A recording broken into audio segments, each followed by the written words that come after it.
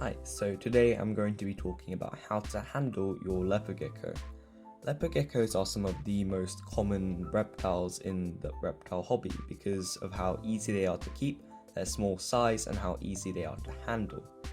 So first of all, we're going to be talking about the environment in which you should handle your leopard gecko. I would recommend that the earliest time you handle your leopard gecko is around 6 p.m. and preferably later, because leopard geckos are crepuscular, meaning they are most active at dawn or dusk. If you handle your leopard geckos during midday perhaps, then you'll probably wake them up while they're sleeping and this may stress them out further. Also, you want to make sure that the room you're in is quiet but not too quiet or silent, because if the room is silent, then if there's a sudden noise, that's going to scare your leopard gecko and freak it out even more. Another thing to remember is to probably not have any other pets in the room while you're handling your gecko. You may think that your dear cat Bob will not attack your leopard gecko because your cat is peaceful and will never hurt another living being. But you never know. If your leopard gecko jumps off your hand and dashes across the room, a small, quick little gecko may seem like a tempting snack to your cat or dog or other pet. When you're handling your gecko, and if your gecko is young or not used to handling, then I would especially recommend this. You probably want to handle your gecko over your lap or while you're sitting down or on the sofa, on the bed, as if your gecko does, for some reason, decide to jump off your hand, it won't be as dangerous for the gecko if your hand, which it jumps off of, is closer to the floor than it might have been if you're standing up. Now I'm going to talk a bit about how to handle a gecko if they are new to your home. And handling a new gecko is a great way to try and tame down the gecko, but they will only tame down if you handle them properly. I know that when you get a new leopard gecko, it can be very, very tempting to take pictures of it, take it out, show it to family, friends, and so on. But it's important to let them be alone for a while. I would say at least a week or so, because if you take them out straight away, it is going to stress them, and leaving them alone for about a week would let them get used to their surroundings, its new home, and of course you. Also, you need to remember that you need to be very patient with your new gecko, as it is a new living being after all and not just a toy.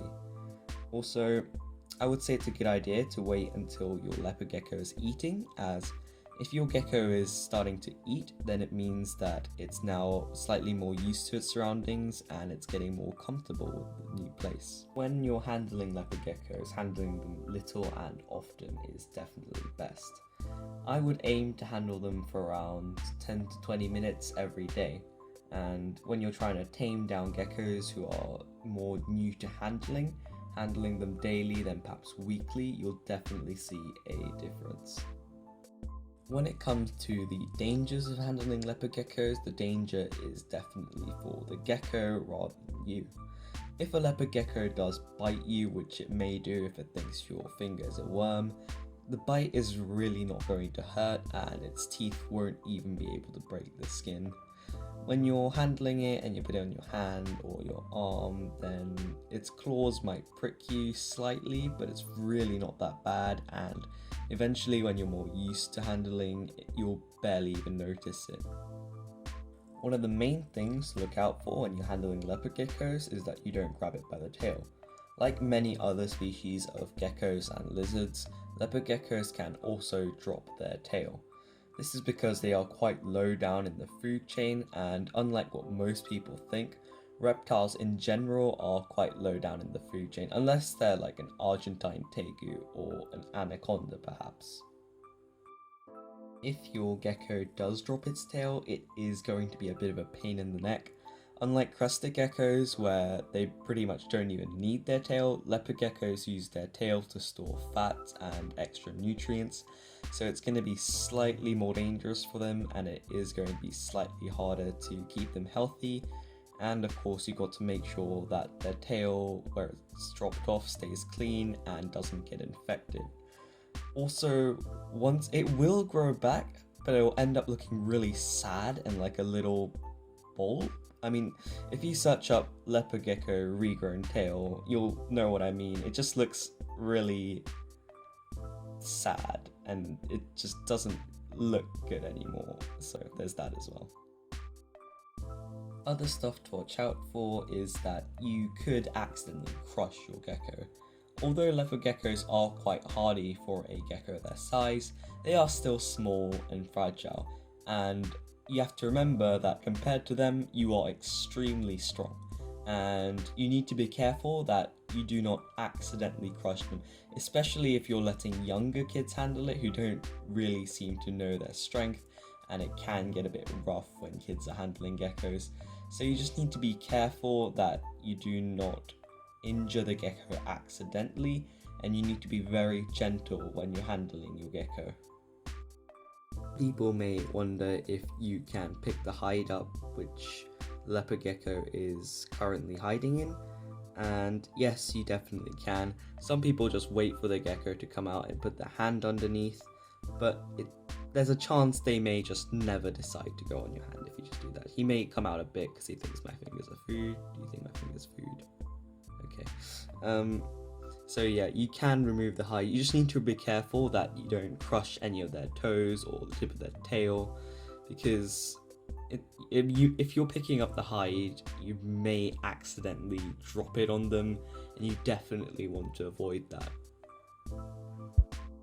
So when you're picking up your gecko, you want to scoop them from underneath rather than grabbing them from above, as if you do grab them from above, that's going to imitate a predator, for example, a type of bird like an eagle, and the last thing you want to do is seem like a predator to your gecko, as that's going to really stress out your gecko if you seem like a predator to them and it thinks that you're a threat to them. So you need to remember to try and scoop it up from underneath, and you also need to be very confident when you're going to pick up your gecko, and you shouldn't be too quick when you're picking them up, but you also shouldn't be too slow. And if you're hesitant and too scared of picking up your gecko, it's going to freak your gecko out even more.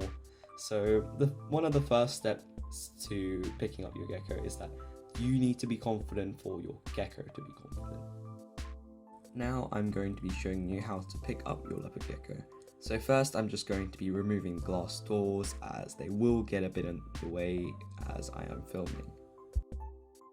But before I pick him up, I just wanted to tell you that you should be washing your hands before and after handling your gecko. All reptiles, including leopard geckos, do carry Salmonella.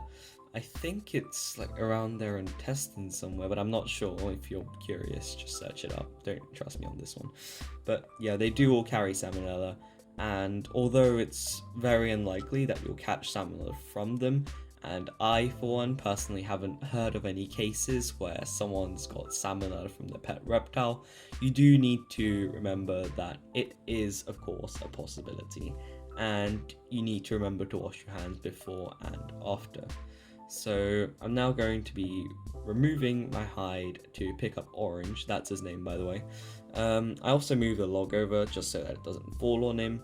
When you're moving the hide and stuff, just be aware of your surroundings so that nothing will drop on your gecko and so on. Just going to pick up the hide, move it over there, and I'm going to gently but firmly be picking him up like that, scoop him up.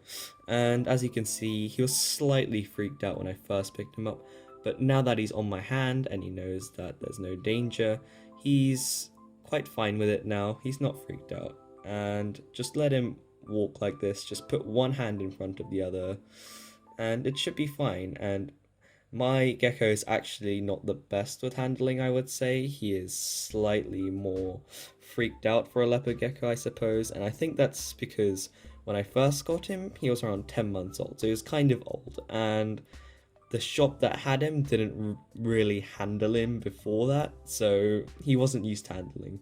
And when I picked him up at the store, and also when I first brought him home, he didn't like handling that much, and even now he's not a fan of handling. I mean, he doesn't mind it, but he'll definitely be a bit freaked out when I first pick him up. He'll relax after a while, but he doesn't like handling that much. He's kind of scared of my hands.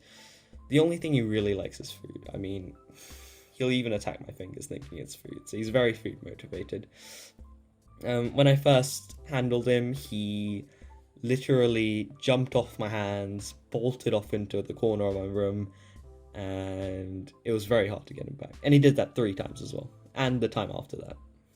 For like the next week or so of handling, I think he was like that, before he started running away around twice every handling, and then once every handling, and then every once in a while. So yeah, you need to remember to be very gentle, but still be very aware.